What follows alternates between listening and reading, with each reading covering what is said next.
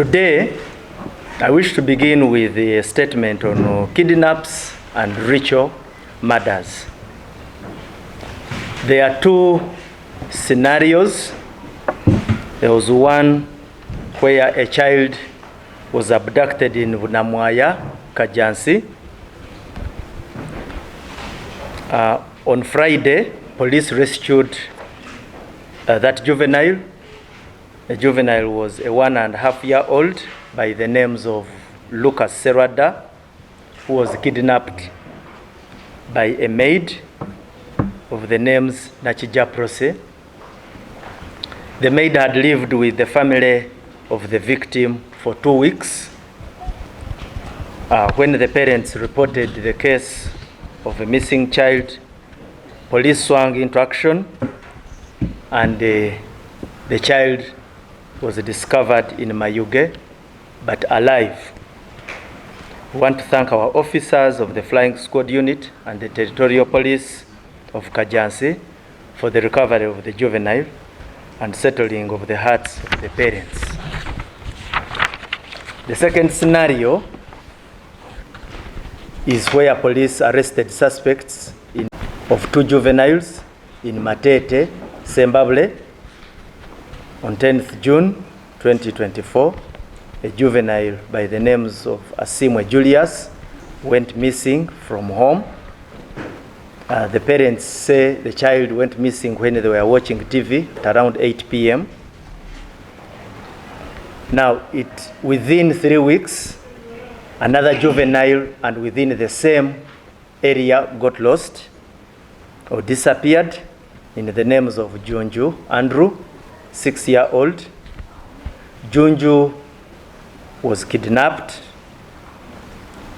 while coming from school, that is St. Herman Kasana Primary School.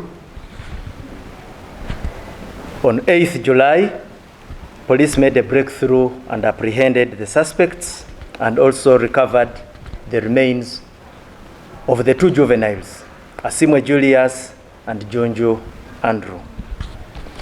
Now, the point of communication here is we want to share our tips and precautions on security of children.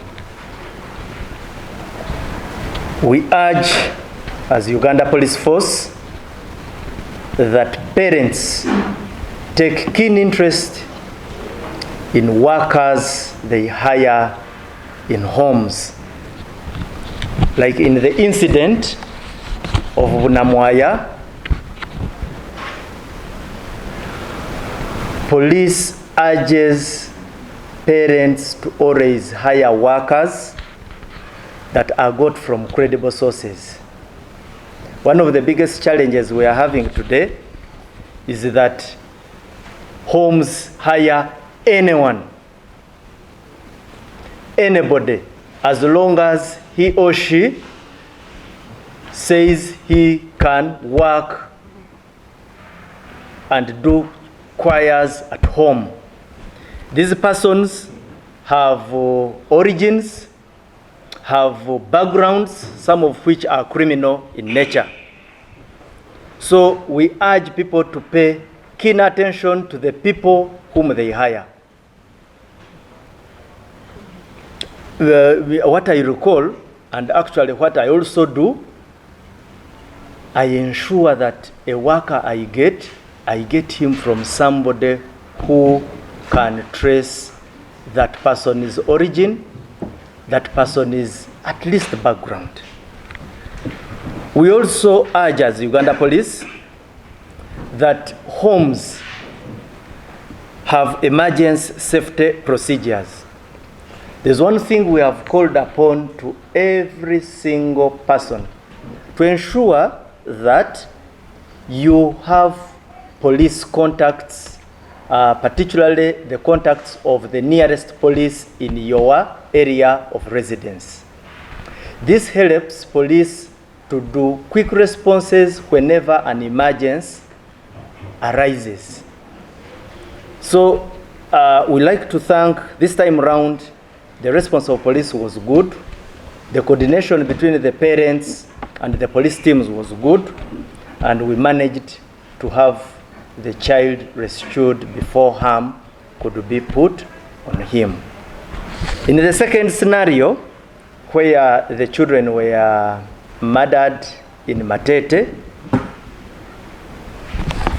again, police wants to appeal to public that children should move in groups.